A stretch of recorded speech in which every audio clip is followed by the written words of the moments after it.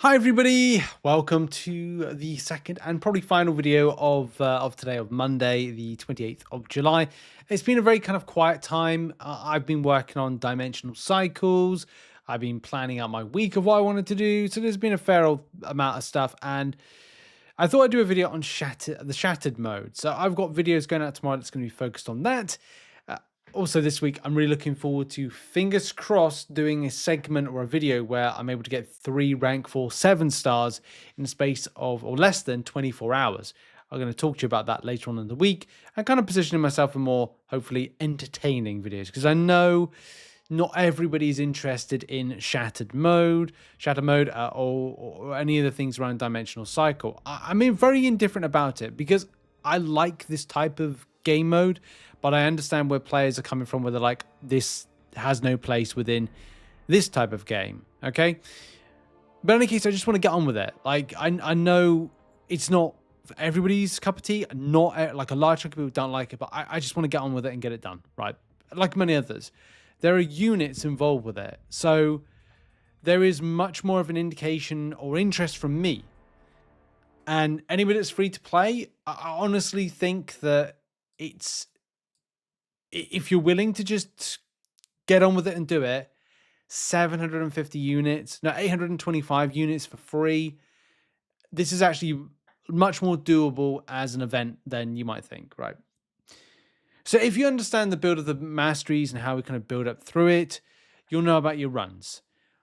81 runs in total, 790 to 810 farmable mastery points, depending on how you look at it, and the various story mode chapters kind of run through it.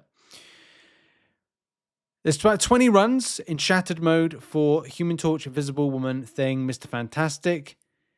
If you clear the story mode, that's 8 runs in total. Yes, I know it doesn't always work like that and you will be defeated. We'll get on to that in a second. The objective in particular, so this one right here, to get all of those lovely units. We're free with Cyber Weekend coming up and replenishing stocks. I think it's worth doing in any case. That's about 53 runs in total. I know it doesn't work out like that because there's 28 additional runs that you'll use and lose. You will lose. And if you do lose, you still get mastery points. Mastery points reinvested into your champions, in particular one lead champion. Make that your strongest. It can farm through stuff, and then it makes it easier to then do to branch out from that to then do the Invisible Woman runs or whatever, like the ones champions you haven't done.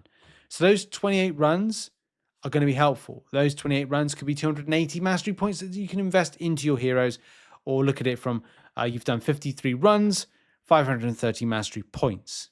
But as I said, it doesn't always work out like that.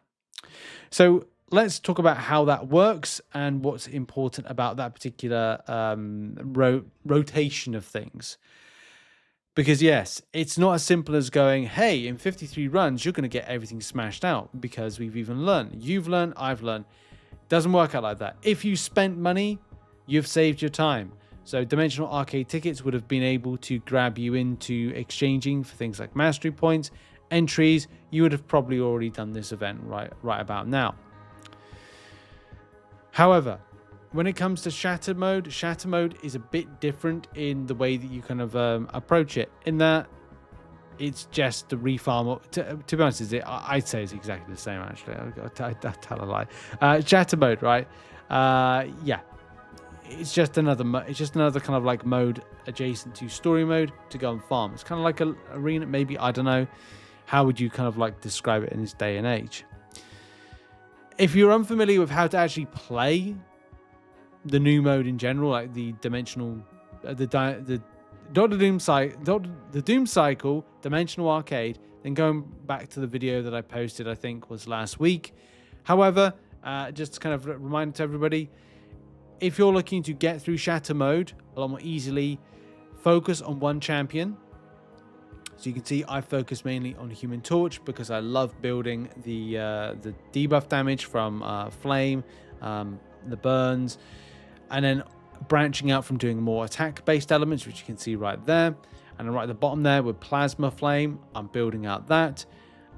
under the stats page, one of the key things I wanted to do is, with a lack of, at times, vitality, so that's your kind of life building, get back like 100 health, I've been building up to this, which is called Sapping Heat, which attacks life drain 15% of damage dealt, which has been invaluable to kind of help restore or kind of keep my health loss mitigated and improve my survivability, and as well as adding in things that are going to be beneficial to keeping yourself alive, but also doing key amounts of damage as well. But the important elements of what things that Kabam have put in writing, and of course this is all well and good Kabam saying in writing, is once you've done, like, say, all the mastery build of one particular champion, you could then branch into other areas. However, I don't think you really need to. If you're looking to make your Invisible Woman or other particular champions you haven't decided to put all the mastery points into, you could just basically run them till they get defeated in shatter mode, and as a result you should have got yourself the objective, because it does say use, it doesn't say clear. That's how I'm using the terminology, or kind of like looking at terminology as use Invisible Woman. Whereas this part right here says clear shatter mode. So that's really how to kind of look at it. 53 entries is all you need in order to do all the objectives. The additional stuffs will be, well, apart, including the story mode, but you have to do the story mode to get to shatter mode. So 53 in order to do all of the objectives. Let's go with that. 53 to do all of the objectives, around about 530 mastery points. Maybe a little bit less, because I think in some of them you only get 8 mastery points. But potato, 53 entries invested, let's say. That will give you 28 runs remaining, so you can pick and choose how you're going to structure your endeavor to do this. And like I said, just to reiterate, I know for some people, or a lot of people, it's not an enjoyable piece of kind of content, mode, alternate game section. But are you really going to turn down the units? Like that, you have to ask yourself, like, and I agree with you. I'm frustrated as well with certain elements of this kind of ticket-based system with it. Yes, this mode isn't exactly Marvel Contest of Champions at its core as a fighting game, but at this moment in time, for this particular moment, are you going to turn down the units?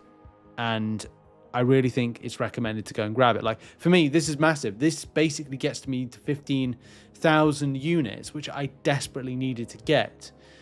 So for me, it's a no-brainer. Like, I'm definitely doing it, and I have been participating, and I actually enjoy it. I've enjoyed this type of new like side quest type mode that Kabam might put in, if they're doing it for a limited time, not a limited time. I just found it different. Like, I love MCOC. I appreciate what Kabam are trying to do at times, but yeah, like the units, man. Do you really want? I mean, put in the comments, are you turning down the units because you really don't like the mode? But yeah, I thought I'd kind of like share that bit of info with you, and it's definitely worth doing. It's just whether you can stomach it, and you know, I know there are a lot of people that don't. Anyway, thanks very much for watching. Thoughts in the comments. See you soon. Much love. Goodbye.